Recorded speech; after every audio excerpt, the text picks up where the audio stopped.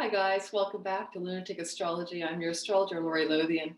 Today we're going to talk about Uranus and Saturn in that square on February 17th. That is the first of three such squares over 2021. It's really going to play out over a longer story, but I'm going to talk about what this month might look like for the world and for each of you on World of the All Signs. And so stay tuned for what it could mean when the father and the son duo, Saturn, squares off with his dad Uranus in the sky. This happens about, by the way, every 14 years. So, and the way it's happening now, it happens roughly every 30 years. It's a superior square where Saturn is applying to square Uranus. So before we begin, please like and subscribe and hit the bell for notifications. I would love to build my channel, and that helps me grow it. Second of all, check the description box below for everything I have going on sale. I've got a lot of great readings, including my sister Cindy Lee of Blind Faith Readings Tarot. She's got her special half price sale on now, and she's my biological sister, and yes, she's legally blind, and you can find it more in my description box below. So let's get going. So Uranus Saturn square. I thought I'd start with a different angle today. I'm going to talk about the myth of Saturn and his dad, Uranus, but I'm also going to talk a little bit about people who are born with Saturn, Uranus in their charts. So they can sometimes give us a sense with the natal sign side of it, what it might look like in the sky when you see people living it out in their chart. So let's talk about that as well. But let's start off with Saturn, tradition, old, restriction, status quo, structure, walls, boundaries, time. Saturn is a lord of time.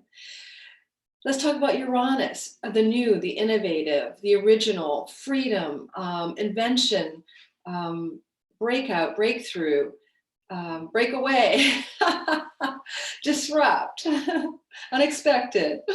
All right, you got the gist, right? In the natal charts of a few people, let's go into a couple ideas. There's this guy named David Icke, or I-C-K-E. He's known as kind of, some people love him and some people think he's like absolutely insane, but he talks about the reptilians that have invaded Earth from, wherever, another dimension, and they're like embodied in our political leadership.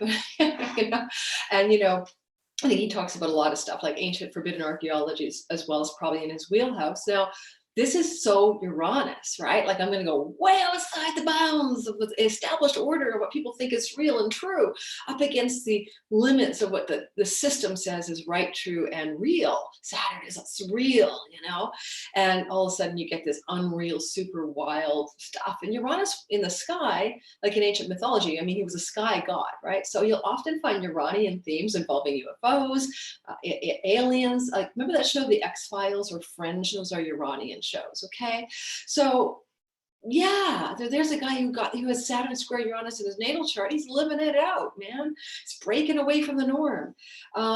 Vladimir Putin. Now think about this for a minute.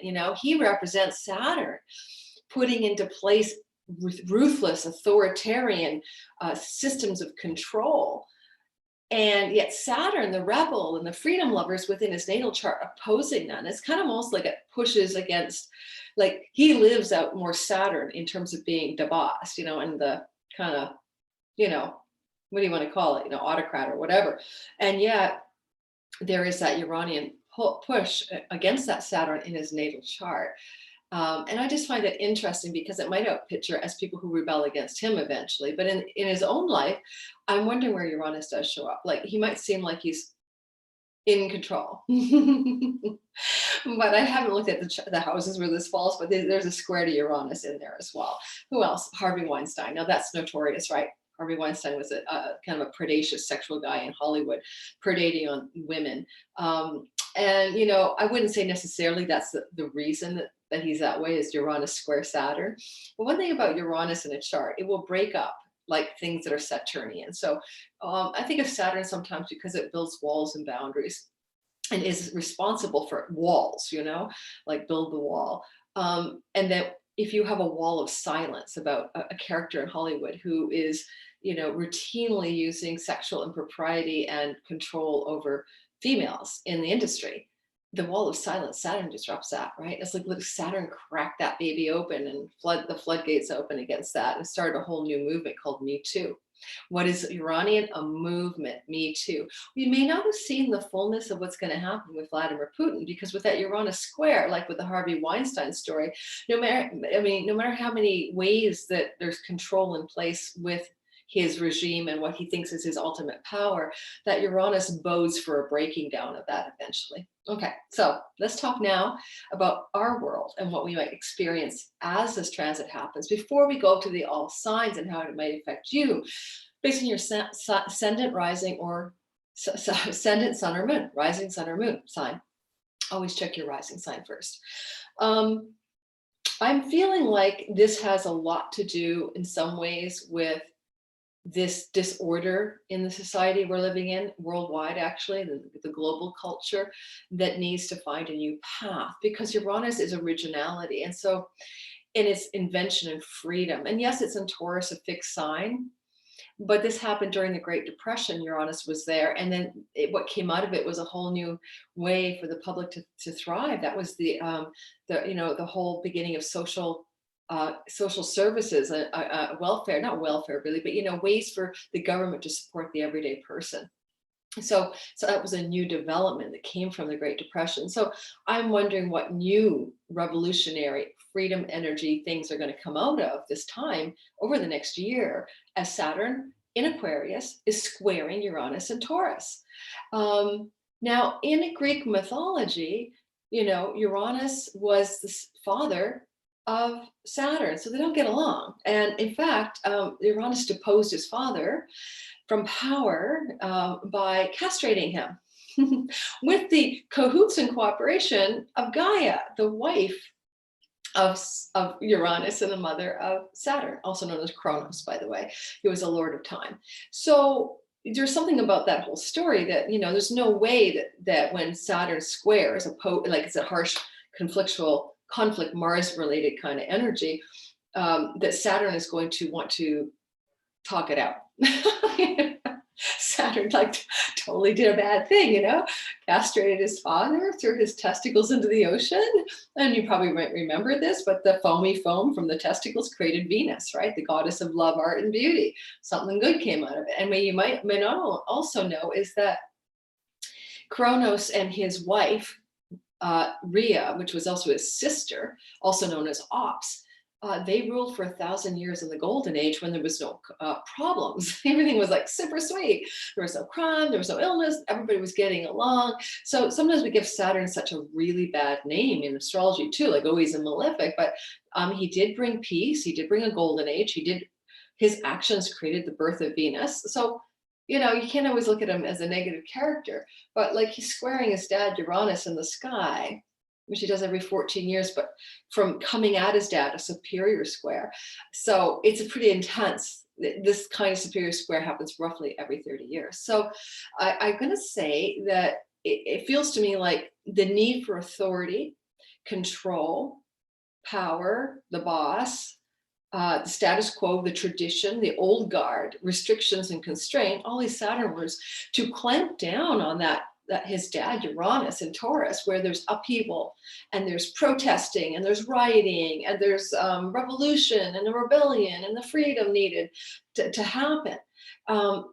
It could look like Uranus and Taurus can look like cryptocurrency. Mark my words, by the end of this year, the governments are going to start to crack down on cryptocurrency because it's an innovative, freedom-oriented currency system that gets out of the normal banking structures that Saturn would take care of.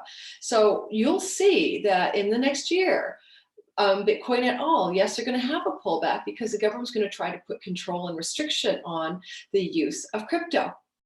So not right away, I'm not saying tomorrow, but it's likely to happen. That's just one example. Saturn being in dignity in Aquarius in a superior square to Uranus and Taurus is going to prevail. To me, it's stronger. It's going to override Uranus in the short term, at least in the year ahead. And this can look like the government clamping down on the freedom that we would like to see in Taurian themes. Like, what are Taurian themes?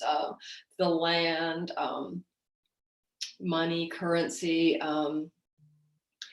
Sometimes I think of Taurian themes too to be like very much connected to the Venus story, right? Venus is the owner of the Taurus pieces of real estate in the zodiac. And so what way will the government restrict things to do with Venus, which are our pleasures of life, the joys and pleasures? I'm not sure.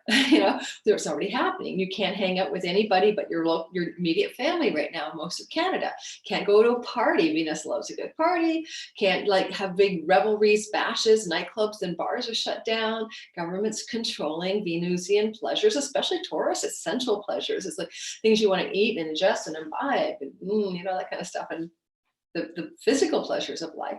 So, I remember someone saying in some province, I don't know which one, that, the government will crack down with out of household sex partnering. I mean, I hope that's not true, but that seems a little extreme. Okay, so you get the idea. In the name of control, Saturn, the virus. Okay, so you get the idea. I've got a lot of coverage there of various things that could show up. Now, don't forget, it's 3 times this year. So we're going to look at the 3 days. I wrote them down so I wouldn't forget.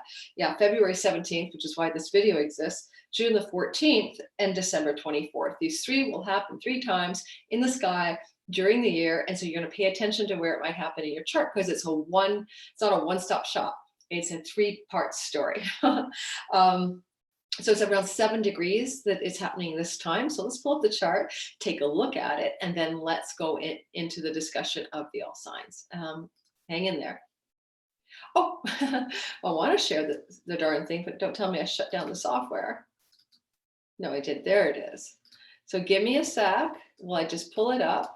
And I might check to see if there's any asteroids in the story that I might have missed. I wasn't particularly looking for them when I started this, so I don't think I'm sharing with you guys yet. I apologize. It is so Mercury retrograde. I've had some weird computer problems and other things. So this is just a transit chart showing the day at roughly 2 in the afternoon. I'm in the Netherlands. I didn't mean to be in the Netherlands. That's a client I just saw, but get the idea. It's in the afternoon, or it's on the day of February the 17th. So, one of the things I want to say is that if you look at Saturn here at 7, and you look at good old Uranus here at 7, there's a couple of important points. One, the moon is really close by, right? The moon is often a trigger for things. Like the moon is applying to Uranus, coming into contact with Uranus that day. Depending on where you live and what time, it might even be just a bit after Uranus or before, but with an orb of Uranus. Now, that moon in Taurus is exalted, right? It's an exalted moon, like a moon that's like super powered, super shiny, super steroidally amplified. And it is coming, it's a waxing moon. It's getting brighter in the sky, coming off the new moon as we move towards the February 27th full moon.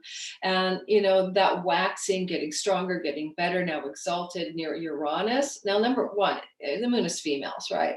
So you could have an exalted female pushing into the collective sphere around the 17th, making some grand statements or pronouncements, like a Nancy Pelosi could be an exalted female, some female in great power and having some great renown. That's a US story, Nancy Pelosi or the vice president as well, Kamala Harris. It could be even something in another country. It could be Queen Elizabeth stepping up and making a big statement. Who knows? We're looking for exalted female in the narrative around the 17th. Now, or exalted women, like women's marches or protests or something, who knows? And then we have, the Saturn story, where Saturn is sitting over here, and here's Mercury, and Mercury's at 11 degrees, and that's his stationary to go direct degree. So he's going to station at 11 degrees, and turn around on the 21st of February, which means that he's moving extremely slow by perception from Earth. It looks like he's still in the sky on the 17th. It looks like he doesn't move from one night to the next. It's barely noticeable. So the slowness of Mercury as he's still retrograding or stationing and getting ready to station for direct motion can mean a sloggy, slow, something mercurial in Aquarius, messaging, communicating, news. The news cycle could be in some kind of quagmire, and things are delayed in getting the information out. And and Saturn is Saturn's about control. So what is Saturn trying to control in the news cycle, with Mercury being sort of like like he's drugged or doped out or something. He's like so darn slow, you know, and he's not able to kind of pick up speed. And then we have some exalted female story. So it could be very literal, but your own chart's going to tell a different narrative. I'm going to take a quick peek at the asteroid chart. I'd always like to check the sheets back here and see if there's any asteroids that are happening to correspond to the moment in time. Minor asteroids, I will tell you that. That's what I'm looking for. I'm really looking for the ones that may connect this to the actual Uranus and or Saturn narrative. And I'm only looking for conjunctions, okay, not for any other angle, just so you know. What is there anything conjunct in the asteroid list right now? Well, there is the moon conjunct Hephaestus. I can never say his name. That's the husband of Venus. We're going to talk about that because it's pretty close on the day to the actual point where Uranus sits in the sky. Okay, so he's the forge smith of the gods, okay? Or he's a blacksmith, basically, a craftsman, metal worker, working with fire, forging with fire. So he was born from Hera. That's the wife of Zeus, also known as Juno. He didn't have a dad. He was crippled when he was thrown from the heavens. So he was a cripple. It looked pretty bad, I guess. A craftsman. He turns ugly things into something beautiful. He excelled at it. I'm reading excelling at something because of one's imperfections. Mm-hmm. Now, there's more to the story than that. I mean, but that's a little whatever. That's a little cheat sheet of stuff. Let me bring that Hephaestus in there then. Now I'm curious about it. I'm wondering if I stopped sharing with you guys. If I did, I apologize. And so before I tell you more about Hephaestus, because I don't know if you're seeing what I'm seeing, I'll take a quick look. You might be looking backstage at the software with me for all I know.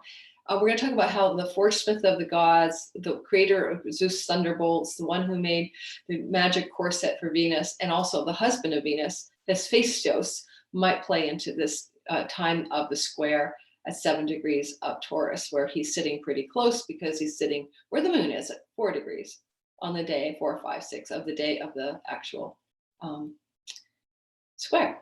Anything happening in the stars that I might have not noticed? Yeah, nope.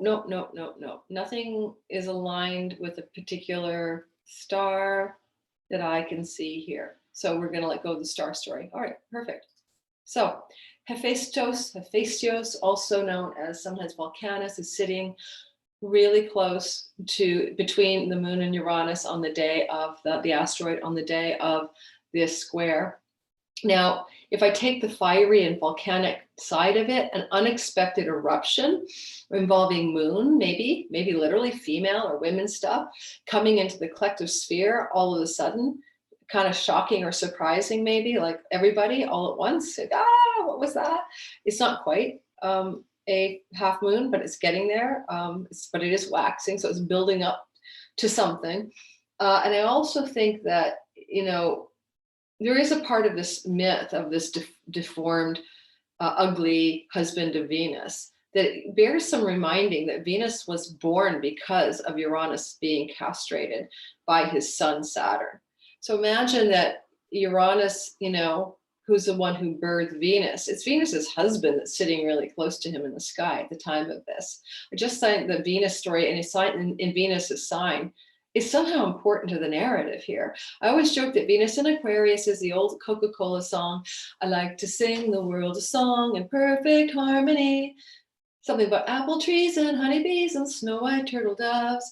So here's Venus in this kind of we are one, let's all like kumbaya, let's bring the love in, Aquarian stellium we haven't seen since 1962. And over in her mansion here is basically her father, it's Uranus's testicles and the sea foam that created her, with the moon exalted in her home, VIP treatment. I think Venus plays a sort of subtle role in this. That's back to what is about the women around the 17th that could erupt suddenly into the collective, explode into the collective field. That's where I'm thinking this is going to take us, honestly. I hope it's a rebellion by women, not a rebellion against a woman. But we shall see. We really shall see. The hard alt-right kind of thing really hates Nancy Pelosi. Let's face it, right? I mean, there's conspiracies against her. So, hopefully it's nothing harsh like that. But, Mars is still co-present down here, and he's also about explosives and firearms and battles and all that stuff. Misdirected, by the way, because it's Taurus and he's in his debility here. All right, so let's move on to the all signs portion of the reading. And don't forget to think about this in your life as something that's playing out over the next year, where there's a call for radical change, but there's also this sense of maybe frustration or something being controlled. So a push-pull between the way it is and the way it's got to go, between the way something might want to become free, unexpected change, and clinging maybe Saturn in Aquarius, wanting to clamp down on things and make them stay the way they are. This is going to apply to your own life. Okay, so let's do all signs. I'm just going to pivot the chart by hours. Oh, I didn't mean to do it that way, but that's okay. This happens to me every time. I am so software deficient lately. I have to laugh. Okay. All right, here we go. Just get Aries up front. So Aries, sun, moon, and ascendant.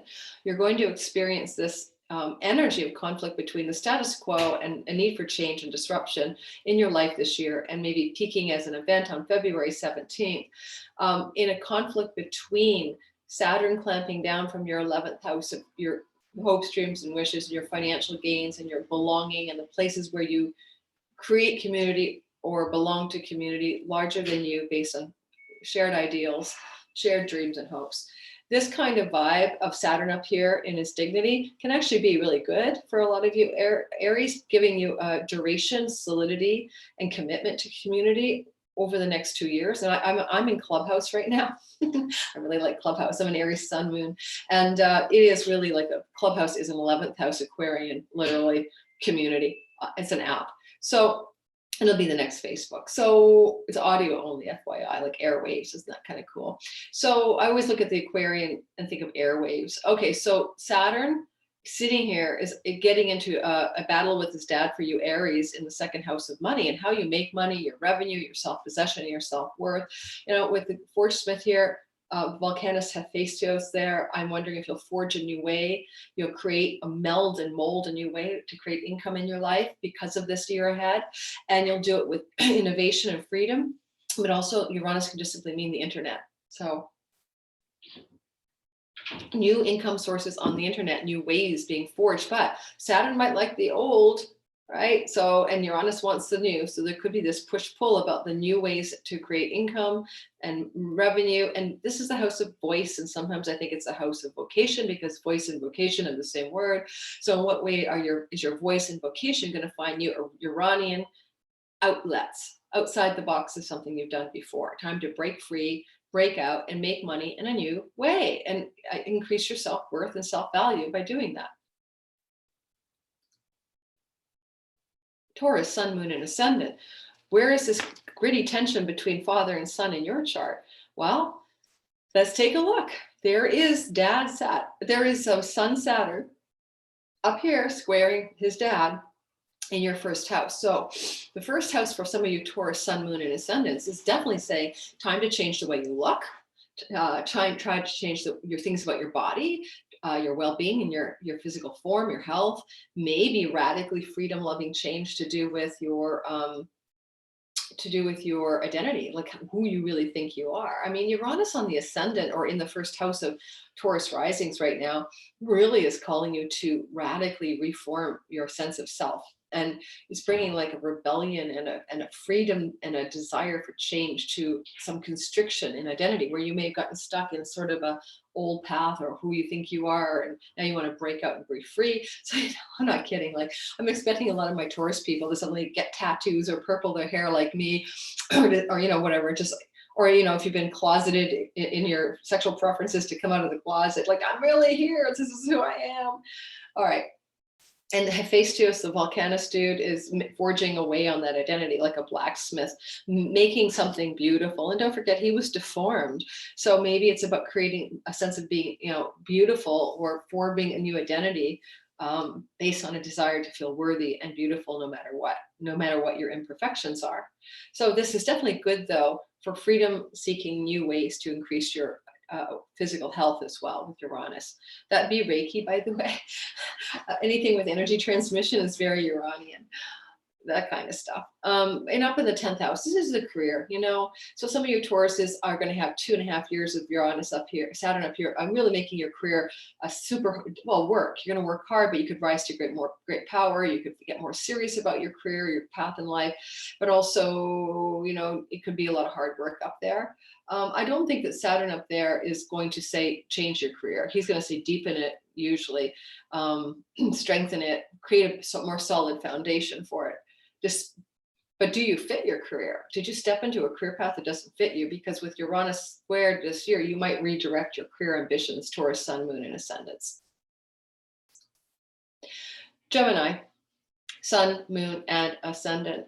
Now, this is going to be a story where Saturn in the house of soul, God, wisdom, truth, higher education, and foreign lands is going to be there for 2.5 years, or till March of 23. So he's actually really supporting that part of the chart to deepen and dive in more profoundly. So some of you Geminis may be in educational settings, colleges or universities, or learning something, even like a year-long astrology program, like I did with Achuta Baba, who used to be called Adam Ellenbus. And I really recommend his Nightlight Astrology School. And he starts up in November again for year 1. I really would say that anything you learn where you have to certify, get licensed, or take a test at the end, serious test, like, you know, after a lot of study, is 9th house learning. So Saturn could propel some of you Gemini, Sun, Moon, and Ascendants to do that kind of thing over the next couple of years. However, because of the energy coming from the Taurian square, there's a call to go deeper than you normally would. I mean, this is happening in a moksha house, enlightenment, deeper meaning of life, your dreams at night, ostensibly past lives. I'm wondering if, you know, the 9th house call, whether it's to foreign lands, to truth, to guides, to mentors, to spiritual inspiration, to higher education, is asking you to really go a lot deeper than you normally would to access something from the archives of the 12th house. And those archives are very intense. The Akashic records would go there. This would maybe Uranus, Moon in the exalted in the 12th house. Could call you to study from an exalted female teacher who's outside the box and unusual and deeply spiritually alive. Okay, that's just one example. Don't forget, this plays out over the next year. It's not a one-off question. If you're thinking of moving to foreign lands, both the 12th and 9th have foreign land status in ancient astrology. So again, are you thinking about moving? And if you are, Saturn is going to buckle in there. And in the shorter term, he's going to apply pressure that would oppose Uranus's desire for a freedom-loving adventure or move to a foreign land. But ultimately, this journey over the next year will grind out the right answer for you. Cancer, Sun, Moon, and Ascendant, you're going to find this gritty tension between father and son experienced in the house of wealth, money, occult mysteries, and the hidden realms, as well as taboo topics. In this dark or secretive place, Saturn in Aquarius is looking over at his dad, and that exalted moon with Hephaestus in the middle. You won't see him, but he's there, the asteroid. I feel like this is going to be pressure coming from 2 money houses. The 11th is a great gains from your career, and you can get windfalls in the 11th or pennies from heaven. And you've got more like your savings, your inheritances, your tax rebates, business partners, spousal money here. It could be something like spousal money is limiting your freedom for your hopes, dreams, and wishes. It could be applying discipline in your financial investment portfolios is being mandated by Saturn. And this is going to be going on for 2 years, where there's a lot of excitement over here with Uranus in the 11th to break out and just go for your hopes, dreams, and wishes. Just do it, whatever it is, you know, come hell or high water. It's not an either or, they're both money houses. So again, Uranus at a money house and Saturn squaring could be an unexpected money breakthrough. And Saturn is simply saying, and let's invest it wisely, or let's stick it in a safe haven. So sometimes it's not always a bad story. So some of you Cancer, Sun, Moon, and Ascendants could be looking at some financial abundance coming through during the story. Remember how I told you Venus was a part of it, right? Well, because she rules this house, and she's the husband of Hephaestus, and that's her ostensible dad, Uranus, because it was his testicles that gave her birth. Well, you know, she rules your real estate house, dudes. So some of you Cancers are going to have an abundance to do with moving from home, selling home, things to do with real estate or home. You know, abundance windfalls can also involve the 4th house for you guys. Okay, moving on.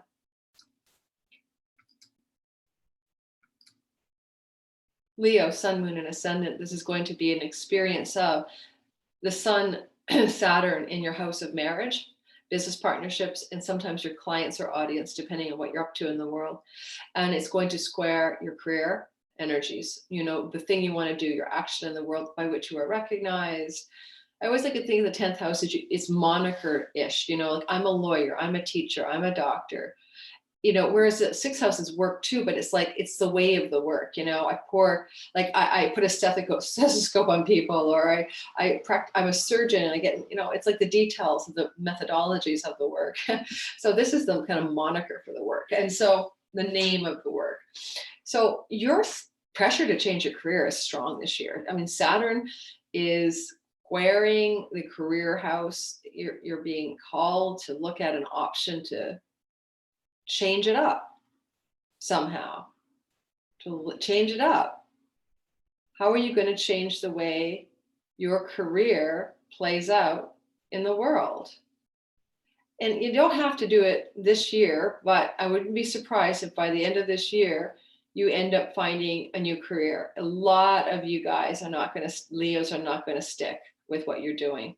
I just can't see how. I feel like you're going to look at this February 17th as some kind of breakthrough or some kind of desire to rebel. If you're in a workplace, you might rebel against the workplace. You might just push really hard against the workplace and say enough of that. You know, you go, I don't care. And also you could find this exalted female pushes you in some way around work, encourages you to find freedom around your career or work. What kind of freedom could you find? I'm not sure what kind of freedom it might be, but there's freedom to be found here somehow regarding your work. All right. And that's couldn't be a call of the year ahead. Virgo, sun, moon, and ascendant, you're feeling the dad and father pressure cooker between your 6th and 9th house. Your 9th house is a house of God, soul, truth, wisdom, foreign lands, higher education. You want freedom in those areas. A lot of you Virgos might be feeling constricted in the higher education house. Uranus there is pressuring you a lot and has been since 2019 to really think about your values there. Or if it's foreign lands, also you might erratically desire to get up and travel to foreign lands or move to foreign lands. But your square from Saturn in the house of very dutiful energy of the 6th house, the hard work, the discipline, the daily routines is literally not so happy with this idea, exalted freedom up here, exalted from the moon. I'm wondering if some female energy doesn't really propel you mid-February to moon female, Venus's sign, to break free of something. Now, it could also be a breakthrough. I always have to remind myself that sometimes Uranus is breakthrough, not break free, okay? So some breaking free or breaking through energy.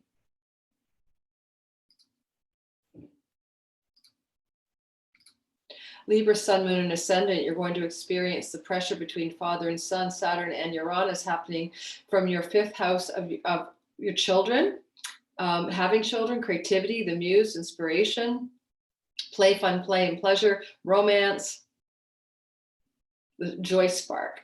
Saturn in the joy spark. You're going to have that for 2 years. A lot of you Libra, sun, moon, and ascendants will feel like some of the fun and joy and play might have left your life over the next couple of years, but you'll also get very serious about your creativity and your inspiration and apply discipline and focus to stuff. So like Saturn through the 5th house for a writer produces a book, you know, that kind of thing. Now, the square is to the 8th house, which is your wealth. Okay, so will you want to be so creative and disciplined that you decide to step back from your job and you will have no income, but you want to plow into some creative project? Will you want to be procreative and step away from having a serious wealth portfolio? Maybe take money out of your savings to have a baby. Like, I don't know, but those are some ways it could look. Uranus is busting out. And also Uranus in your 8th house in exalted moon, you could have a breakthrough around February and some investment that's outside the box of the normal stuff, like some inventive, freedom loving, original pioneering investment that just takes right off. Certainly crypto, right? If you have some crypto, it could like quadruple or something like that. But again, the stellium, 1962 is the last time there was a fifth house stellium there. So you're really being called to birth a whole new something into the world, you know? So what is that? This is like the womb here, you know? What are you birthing with this stellium? Some of you Libras, it's going to be an interesting next 20 years because this is where all the action is. That's where Saturn and Jupiter came together in the sky and initiated your fifth house.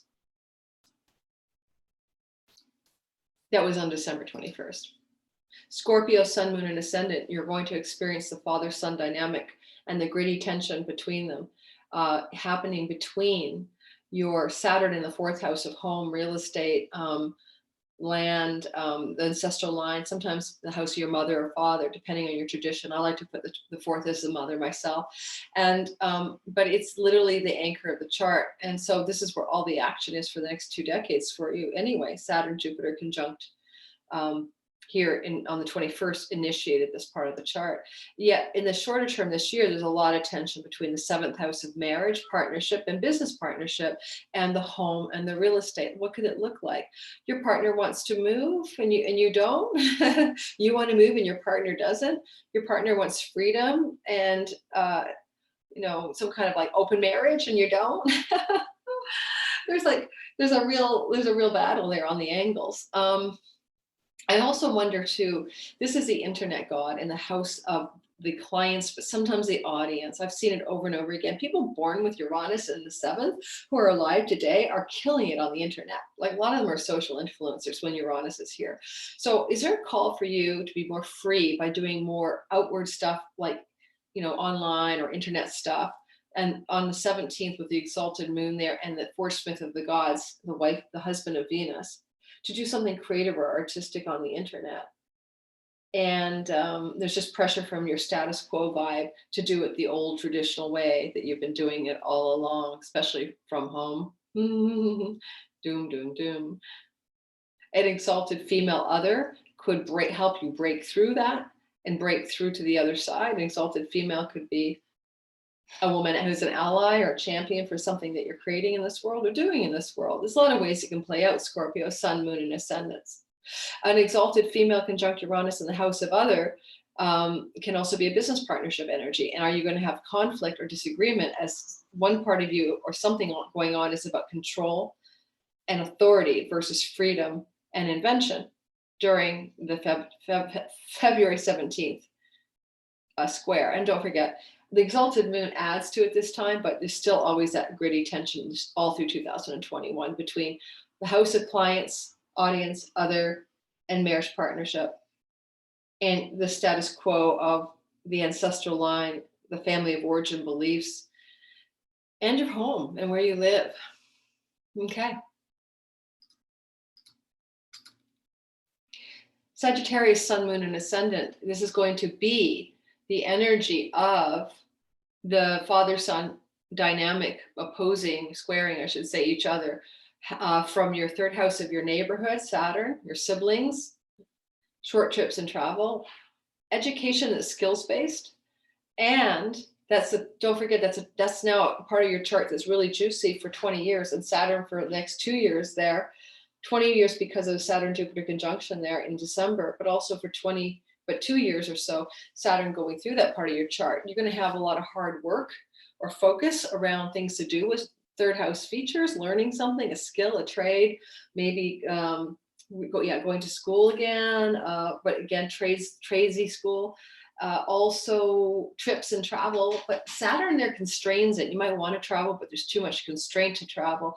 And if you have a sibling or siblings, it could be a little difficulty with them with Saturn there. And then in the house of siblings, literally February 17th can be a showdown between a sibling and something Uranian and exalted female here, like a mother figure. So, I mean, your mother, your sibling, you and your mother, your father are all fighting or something like that. Exalted moon Uranus, something sudden with a mother figure. In the sixth house of karmic debt, in the sixth house of your work.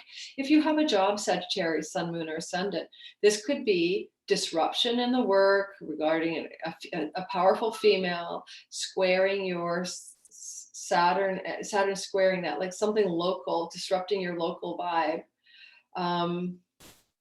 It could just be a canceled trip, but maybe a canceled trip mid-February has spillover over a longer term theme that has to do with how can you, Sagittarius, get more freedom in your work?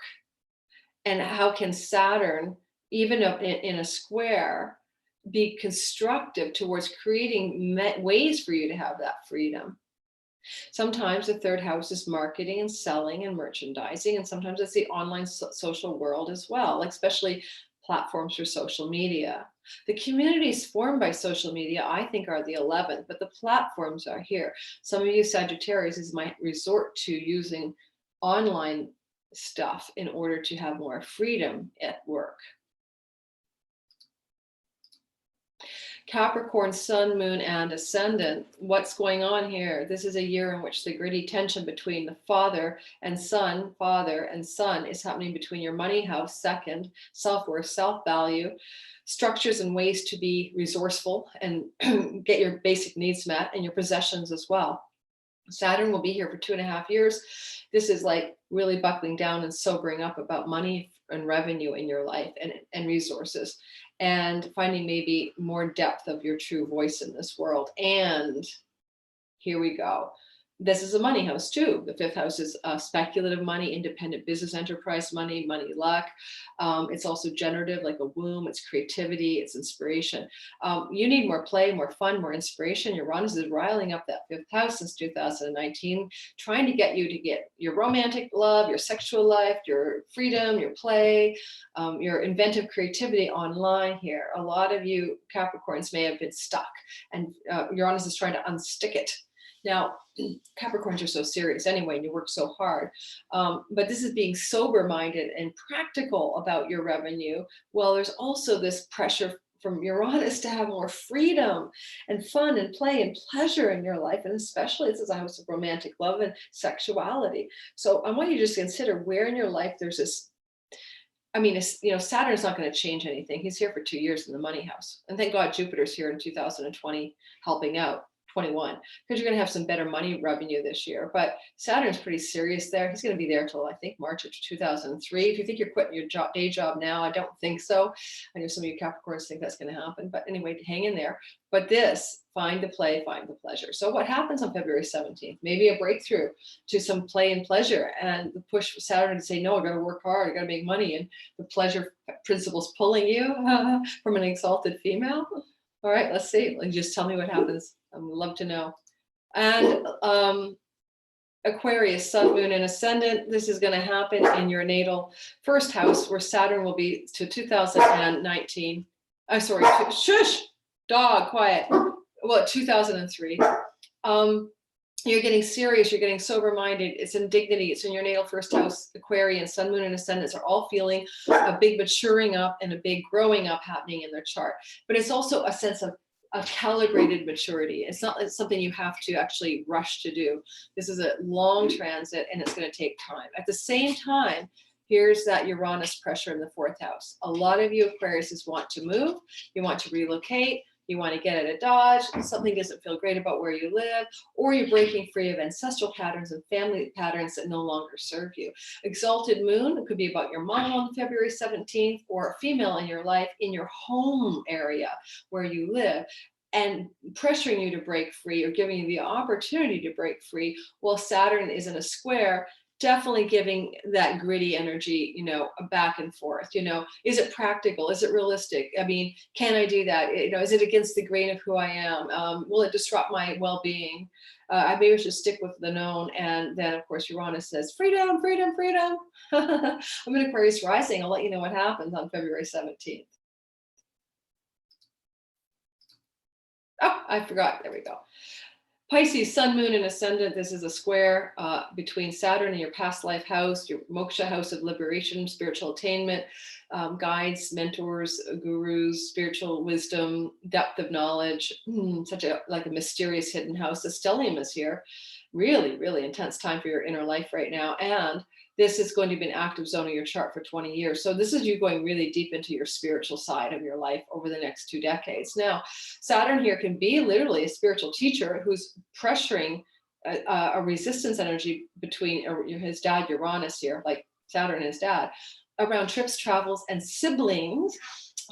lower education, skills-based education, and the opportunity for you to maybe sell something, market, or do online stuff.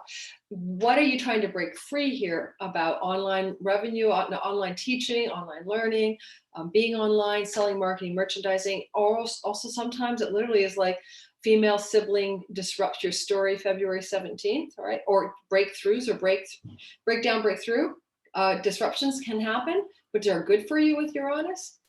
And don't forget, Venus was born from him, and that's her sign. And so Venus wants something good to happen here too, and she's hiding in your 12th. Jupiter and Venus here can give you a big dream. Literally on the 17th, you could have some kind of breakthrough dream at night, or vision or meditation, the download that could really inform a new direction around how you want to use that third house. When people make money online as entrepreneurs, they have to have a decent activation of their third house. And that this is a great time for some of you, Pisces, to look at maybe moving your world online, but it doesn't have to be that. Again, this is trips and travel. It's also your neighborhood. Is it time to sell your house and move to a different neighborhood, right? So what neighborhood is the best neighborhood for you? Uranus has been pressuring the neighborhood question for a couple of years. And so it's very likely that a change of neighborhood is coming up in 2021. All right, thank you for listening this long. Don't forget to like and subscribe. Don't forget to hit the bell icon to get notified when I put something up. And please check all my offerings below in the description box. And thank you for following me and listening to what I have to say. Thanks, guys. Mwah. And I'm just pondering if I said it right in the beginning. I'm thinking, what did I say about Saturn squaring Uranus? I'll go back and check because I might have to fix something. Anyway, who cares? It's my problem. Bye-bye.